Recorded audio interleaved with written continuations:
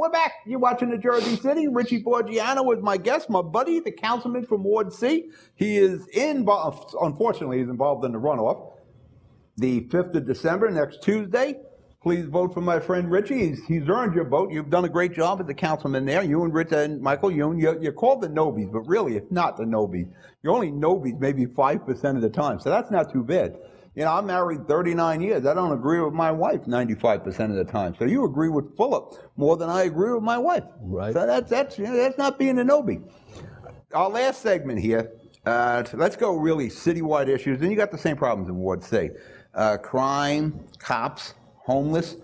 Pick any one of those three we want to start with. All right, you're an ex-cop. Yeah, right. You're a life. Let's talk about the police. Lifetime police officer. Right. Let's talk about the police. First of all, we should have our own police academy. We had the #1 police academy in New Jersey, and it was closed by Mr. Kelly, the business administrator, 5-6 years ago. Under Hewlin, yeah. Right. And the kids now that are being taught in these other academies are not being taught by city people, city cops. They're being taught by what I call Western, I call them, I have a name for them, but I won't say it. Well, they're not properly trained. They're not really urban police. Right. And, you know, they're training cops for, the shore areas, for, Union County. Right. Jersey City has unique problems. It's it's a major urban center. Right. And also, the fact that it seems like this administration is trying to get rid of all the old-time cops, the older cops. These are the cops with the experience and knowledge that have to teach these young kids that aren't being properly taught in out-of-town academies.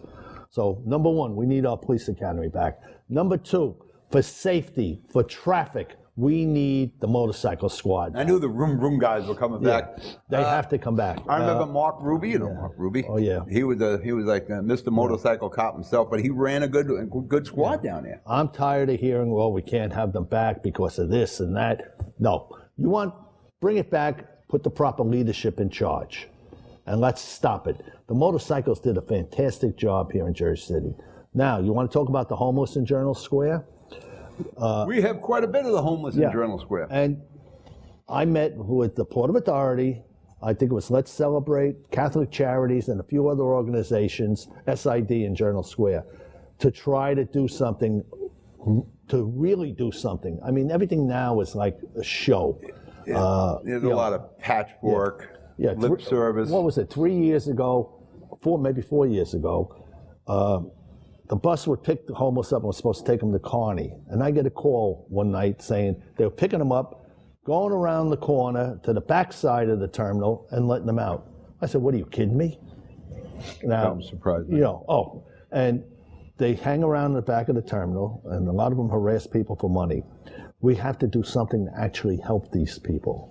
Instead of, it's a lot of talk, but really nothing's being done. And I feel sorry for them being out in the street, especially now in this cold weather.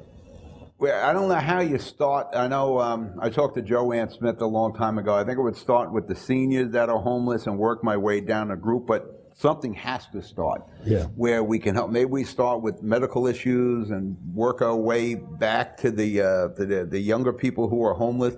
I don't know how many of them actually are homeless. I think some of them may be homeless by choice. They are. In fact, I just spoke to a gentleman about a month ago that he has a place to go. He doesn't want to go. He wants to live on the streets. But we should try. I guess we should start with helping the people who want to be helped. Yeah. And start from there. But there is a huge homeless population. You're right about the panhandling. If I'm not mistaken, didn't Philip try to pass an ordinance originally about anti-panhandling? I think the ACLU got to us. I think there was something to that. We got some people who really care. Joanne Smith and Let's Celebrate. They're all good organizations, but it's really a patchwork group. Somehow, like shared services, is something we should start talking about in Jersey City to bring property taxes down. We got a health department here, and we got a health department in the county. I don't know how much they interact. Or, we always, the city's talking about the homeless and the county talks about it, but I don't know if we're working, but we're funding both of them through your property taxes. There's a lot of dual operations, traffic, you can go on and on. Well, when you look at the county and the city, biggest city in the state, and you got, the Hudson County, you got cultural affairs, you got health and human services. Yeah, there's a lot of redundancy between the city and the county. Talking about the county, 2 days ago, a person told me off the record that this new administration building It's going to cost possibly up to $1 billion. That does not surprise me a bit. Now, Who's paying for that? Yeah, they'll bond for it. Who pays for the Pays bonds? for bonds. We do. You got it. That James Bond, you. Yeah, I look at the county. They bought Block Drug. They bought Providence Savings Bank. They're taking over the Hudson County Community College, which I'm all for. It's taken over so much property in Journal Square off the tax rolls. It's a shame. Well, you watched this Jersey City show last week. I think I talked about the loss of ratables. Yeah, the loss of ratables with 860 Bergen Avenue. Yeah. Block Drug, the Freeholder building, everything, Journal Square. Yeah, that's a lot of money we lost. Block Drug should have been the city of Jersey City if you wanted to use it. Remember who wanted it? Yeah. Glenn D. Cunningham. Yeah, and put the police in there, put the fire headquarters in there.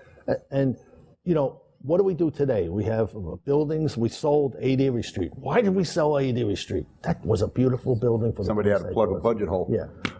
We sold 325 Palisade Avenue. Budget hole. And we're paying $38,000 or something like that for rent at One Journal Square. What are you kidding me? You're paying $80,000 a month for the new MLK. Right. Annex. Why? There's a lot of questions as to why, but we're out of time. Oh, we are. Vote for Richie on December the 5th, and he'll continue to fight for the people of Jersey City and Ward C. I'm Pat O'Melia. I'll be right back.